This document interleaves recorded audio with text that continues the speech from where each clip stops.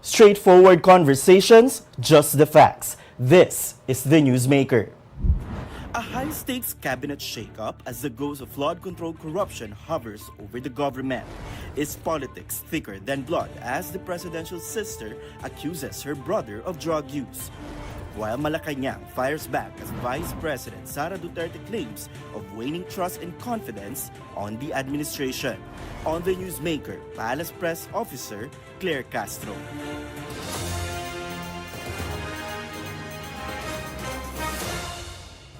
Thank you for joining Newswatch Plus. I'm Tristan Odalo. Today's Newsmaker, we have Palace Press Officer and Communications Undersecretary Claire Castro. Yusa Claire, thank you po for your time. Yes, good afternoon Tristan. Good afternoon sa lahat na nanonood sa inyong programa. Okay, dun muna po tayo sa nangyaring cabinet shakeup, a big announcement po nitong Monday, no? First of all, nahirapan po ba si Pangulong Bongbong Marcos na tanggapin yung resignation ni na Executive Secretary Lucas Bersamin and Budget Secretary Amenah Pangandaman given yung sensitivity po ng kanilang papel sa gabinete? Alam mo, kapag kasi pinagtitiwalaan mo talaga ang iyong mga tao at naniniwala ka naman sa kanilang integridad, mahirap kasi talagang tanggapin ang resignation na alam mo nakakatulong sa iyong administrasyon. Pero sila naman po ang talagang voluntaryong umalis para nga daw kung mayroon pang magkakaroon ng pag-iimbestiga, ay malaya makakapag-imbestiga kung anumang issue ang kinapapalooban nila. At out of delicadeza dahil ayaw na rin siguro nila na masabi na baka makapanira sila sa gobyerno, pero hindi po kasi ganun ang tingin ng Pangulo sa kanila. Ang tiwala sa kanila ay nandiyan pa rin. So was there a parang a long discussion between E.S. Bersamin and Secretary Pangandaman and the President before coming up with this decision? And would you say sa taong bayan na hindi pinilit or hindi kinumbinsi yung dalawa na mag-resign? Kung gaano sila katagal mag-usap ay hindi ko maibibigay sa iyo ang detalye, pero hindi po sila pinilit na mag-resign. Sabi ko nga po, nananatili ang tiwala ng Pangulo sa kanila dahil unang-una kung ang pagbabasihan lang naman ay ang walang kakwenta-kwentang video nitong si Saldico, hindi po talaga kung hindi magpapaalarma kay Pangulo Marcos Jr. ang mga sinabi ni Saldico laban kay Secretary Mina Pangandaman. So, ang problema po kasi or ang issue dito ay sila po mismo ang nagboluntaryo para po mas makapagbigay pa ng daan sa mas malalim ang pag-iimbestiga kung sila man ay maiimbestigahan. But what does it try to to show to the people? Because syempre isipin naman magkakaroon na naman ng change in the government. Nagkaroon na po tayo nito nung post-midterm elections. But what is the kind of message that the Marcos administration would like to send given na ganito, yung sabi nyo nga po, yung mga napalapit sa kanyang mga opisyal ay nililet go niya rin once mabahiran or at least mag-volunteer out of delicadeza because of link sa corruption issue? Ang unang-unang gusto mapakita ng Pangulo dito, ang pag-iimbestiga ay independent. At kung meron mga tao siyang pinagkatiwalaan at voluntaryong umalis para mas maibigay ang karampatang pag-iimbestiga, ang nais ng Pangulo makita ng taong bayan, walang kinakampihan, walang kaalya-alyado, walang kamag-anak.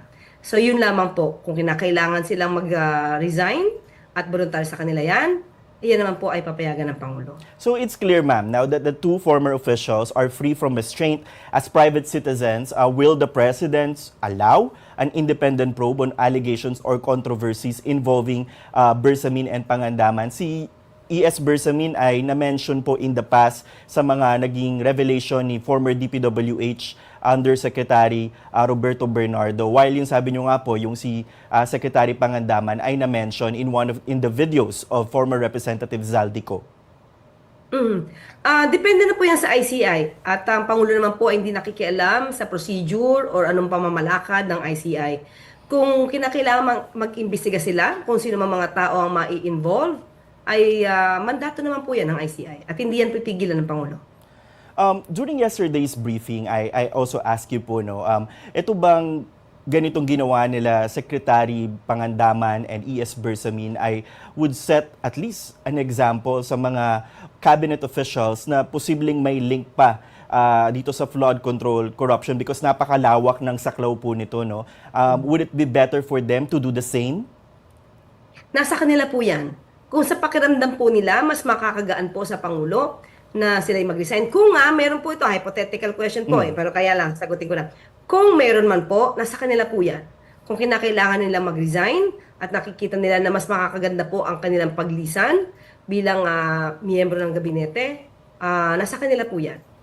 At kung mas di ba po ba? Kasi kung may issue po talaga sa kanila at mas gusto nila makatulong sa Pangulo, di mag-resign po sila. Kung, yun po ang kulatili natin, kung meron po silang kinasasangkutan. Kumbaga, wag na nilang hintayin na lumabas pa, no, kung magkusa na. But you I just want to go to the specific directives of the President, to the new Executive Secretary Ralph Recto and Finance Secretary Frederick Go, in light of concerns on corruption and the impact of governance and confidence from the Filipino people and the international community. Kasi nga po, ito nga, yung nagkakaroon ng pagpapalit-palit sa gabinete, baka po sa iba, yung image ay yung kumbaga hindi po matibay yung napoportray na image. So ano po ang directive ng Pangulo sa dalawang bagong official na magte-take ng malaking responsibilidad?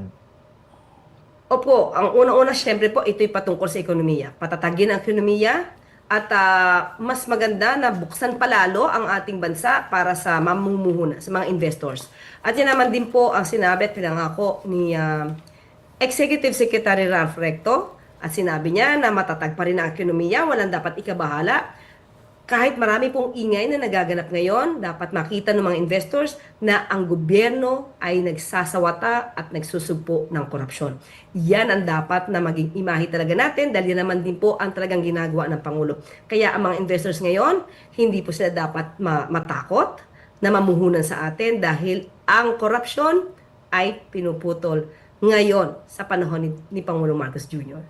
Yusek, meron bang nalalapit na cabinet revamp or reshuffle similar nga po doon sa nangyari noong midterm election? Because ang trigger po noon would be President Marcos saying na narinig niya yung boses ng taong bayan and they want to focus on a different directive na, yung mas concern na ng mga Pilipino ang gusto niyang pagtuunan. Hence, nagpatupad siya ng massive cabinet revamp or at least government revamp kasi nag-submit din po ng mga courtesy resignation. This time around, because of the flood control anomalies, magsasagawa rin po ba ang Pangulo ng panibagong round of revamp? Wala pa po sa atin na ibibigay na ganyang mensahe. Sa ngayon po, tiwala naman ang Pangulo natin sa miyembro ng gabinete. So wala pa pong update kung meron pong ganyan. Okay, but wala rin pong review ng mga cabinet members and government official na posibleng link sa flood control corruption? Ang review naman po ng performance ng bawat gabinete ay continuously ginagawa.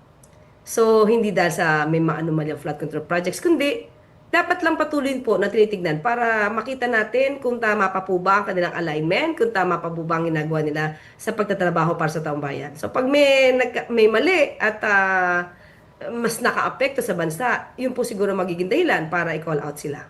Okay.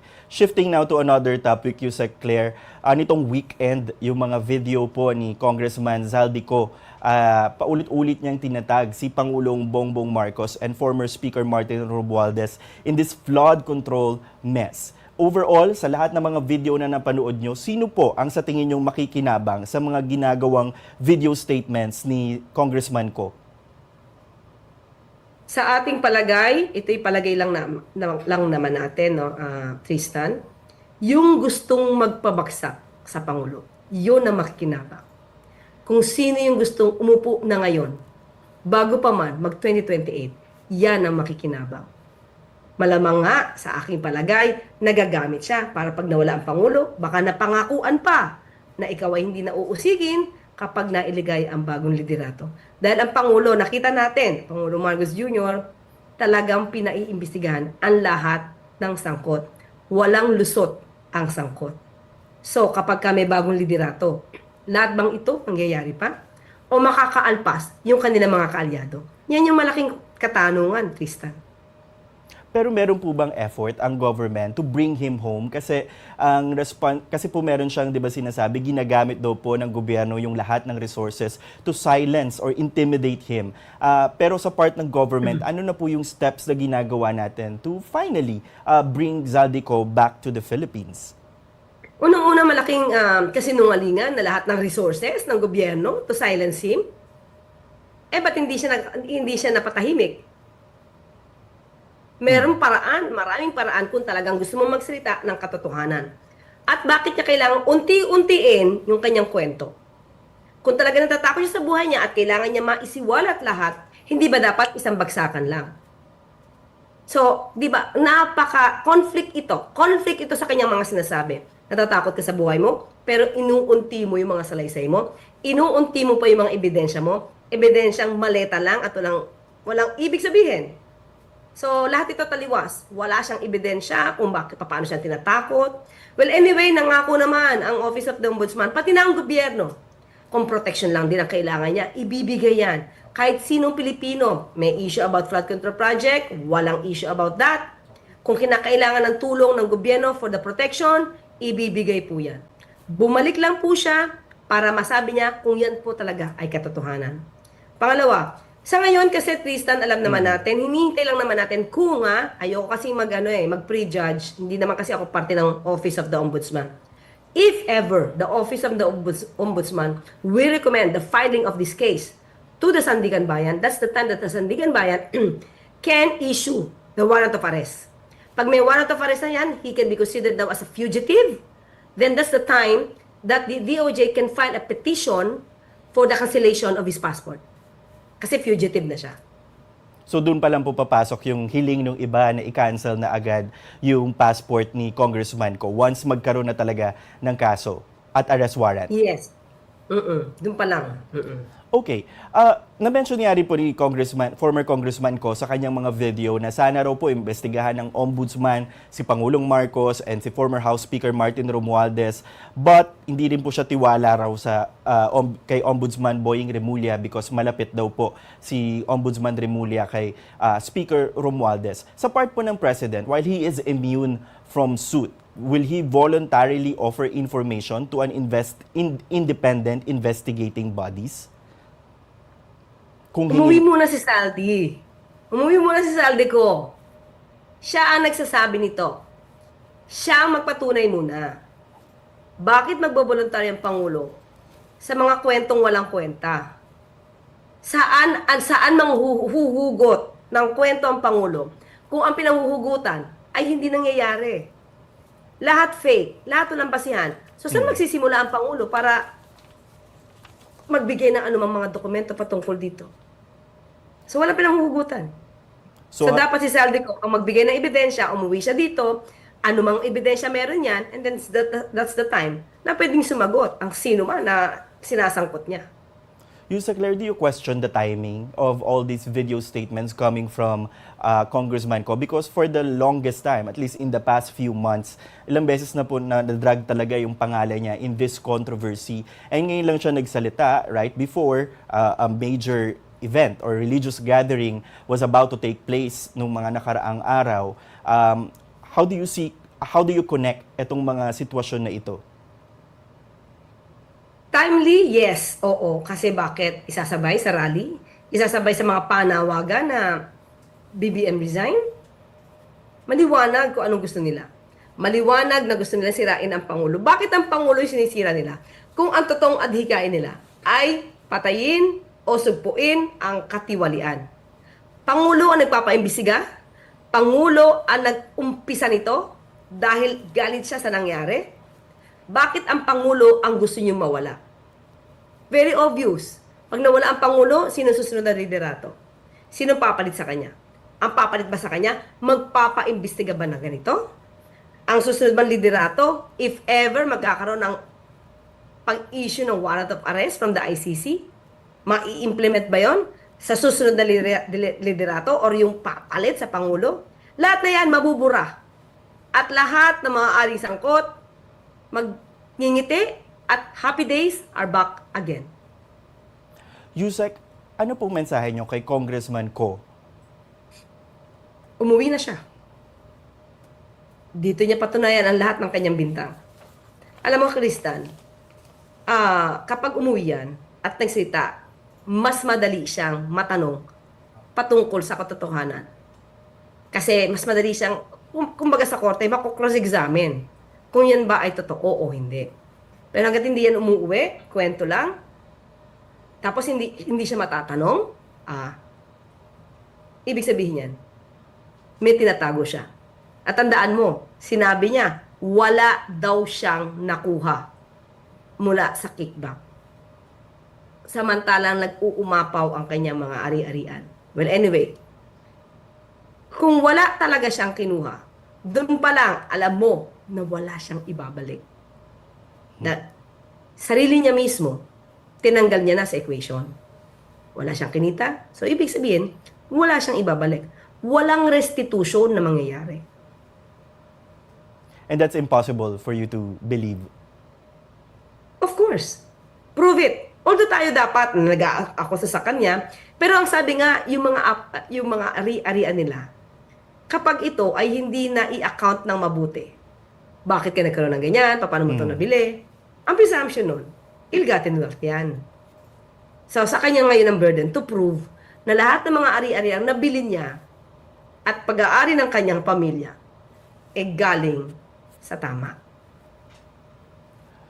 Yusek, eto po, no, kagabi nagkaroon ng nagkaroon ng pahayag si Senator Amy Marcos pagdating sa kanyang kapatid sa religious event ng ICC. Nakausap niyo na po ba si Pangulong Marcos hinggil sa kanyang reaksyon dito sa mga akusasyong binitawan ng kanyang kapatid?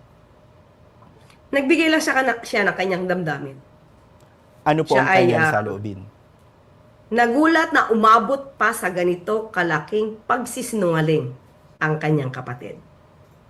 Hindi niya inasahan na gagawa ng kwento laban sa kanya para protektahan. Makikita mo sa kanyang speech na sa nadinig mo, na nabasa ko, ang pinoprotektahan niya ay ang mga Duterte. Nag-ingay ba siya about the confidential funds? Di ba pinatigil niya pa? Isa siya. Hindi pa nagkakaroon ng impeachment proceedings, isa siya sa tumututol na ito'y matuloy. Hindi ba usapin to ng about corruption? Siya rin pa ang nagpaprotekta. Kinwestiyon niya pa doon sa kanyang speech yung pagpadala kay dating Pangulong Duterte sa ICC. Ang pinoprotektahan niya ay yung may issue tungkol sa korupsyon.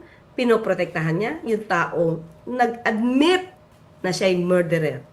Ni hindi niya yata nabanggit, wala siyang ka-concern sa kanyang speech patungkol doon sa mga di umanong biktima ng EJK. Kapwa niya Pilipino yun, pero bakit parang wala siyang puso patungkol doon? But what do you think is the motive of Senator Amy for saying those things sa harap ng maraming tao at patungkol pa sa kanyang kapatid? What was the trigger for her to push that issue na sabi na nga po ng palasyo, paulit-ulit na rin ibinabato sa Pangulo? Sino ba ang unang-una niyang pinoprotektahan? Sinabi ko na kung sino pinoprotektahan niya. Hindi ba inayawan niya rin ang pagkakatalaga kay Ombudsman Boying Rimulya? Bakit? Ayaw niyang makasuhan, ayaw niyang makulong ang mga Duterte. Kahit na may kaso, malaking question mark yan. Ibig sabihin, ililigtas mo sila? So with that, same playbook. Same playbook. Ano mangyayari? Ang gusto niya mangyari, pauwiin ang Pangulong Marcos Jr., paalisin sa pwesto, at iluklok ang Vice Presidente na may issue about corruption. So pag naluklok ang Vice Presidente, ano mangyayari? Ano mangyayari kay Senator Bato kung meron mga warrant of arrest? Ano mangyayari kay Senator Bongo? Ano mangyayari sa mga kaalyado niya na naaapektuhan ng pag-iimbestiga? Yun lang ang gusto niya mangyari. Senator Amy, isa lang gusto mangyari, mawala ang Pangulo sa landas ng mga patungkol dito sa mga anomalyang flood control projects. So, would you say this is a Duterte playbook? I think so. But was it appropriate for the senator to raise such sensitive claims sa public? Ito kasi, wala silang maibato pa na anumang issue sa Pangulo. Wala silang maibato. Maliban dito sa kanilang kasinungalingan tungkol sa paggamit di umano ng droga. First, maisog rally, yan na ang sinisigaw ni dating Pangulong Duterte. Pero after a while, nagbigay siya ng press conference, sinabi niya hindi totoo na gumagamit ang Pangulo ng illegal na droga. Paiba-ibang kwento, paiba-ibang istorya. Saan ka maniniwala? Pati ba naman, itong yung questionabling isinabit na dokumento ni Jonathan Morales, pinaniwalaan ni Senator Amy Marcos. Sana magtanong naman siya sa abogado niya. Meron pa nga po siyang nasabing today na because naglabas ng statement si Congressman Sandro Marcos na ito ba ang asal ng isang tunay na kapatid. Ang sabi niya naman po handa raw po siyang magpa-DNA test pero kung sasailalim daw po ba sa drug test. Is it a fair challenge from the presidential sister? Siguro ang magandang challenge dito, ibato natin sa kanya. I-challenge mo ang Vice Presidente. Explain yung confidential funds.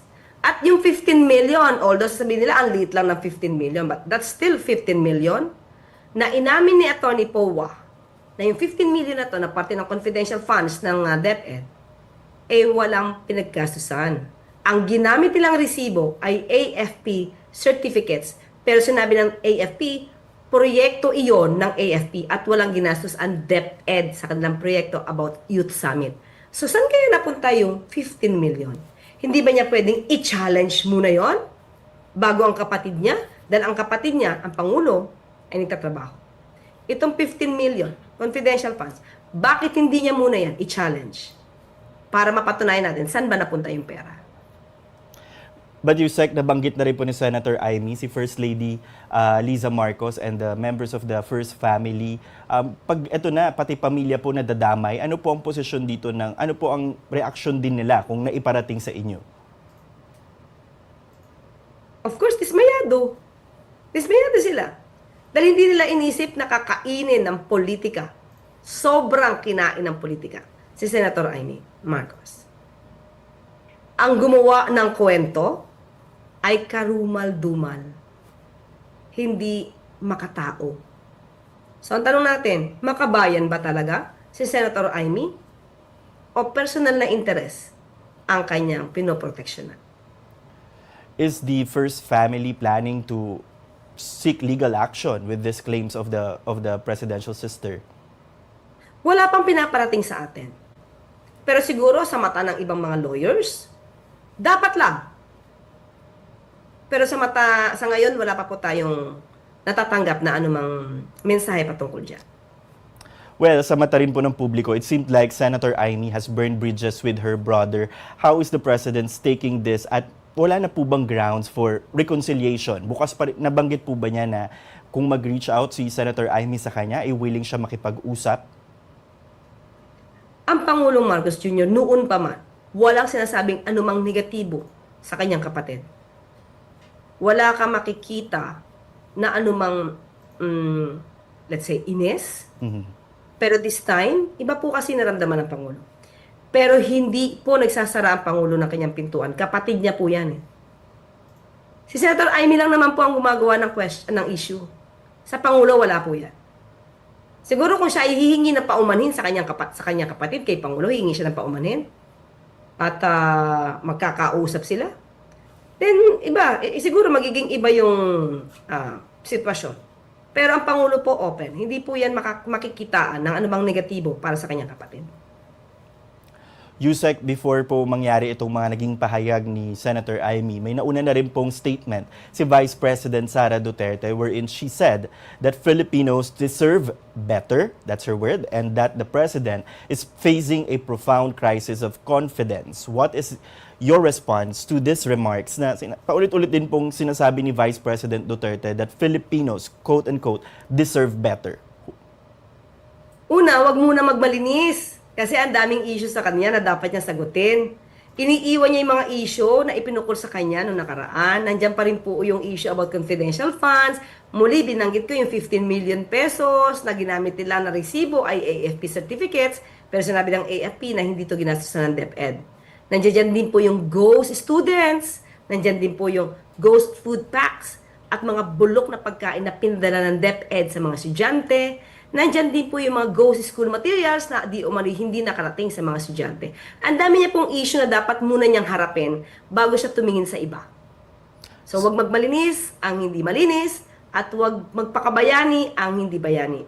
Yes, we Filipinos deserve better. And definitely, the Vice President is not the better option. yun nga po ang susunod kong tanong sana, whether the Vice President is the better option. But nasagot nyo na po, Yusa Claire. Yusa Claire, thank you so much for your time and for granting this interview. Maraming salamat po, Palace Press Officer Claire Castro. Thank you, Tristan. Thank you. And we will continue to deliver just the facts and the news you need. Until our next Newsmaker, I'm Tristan Udano.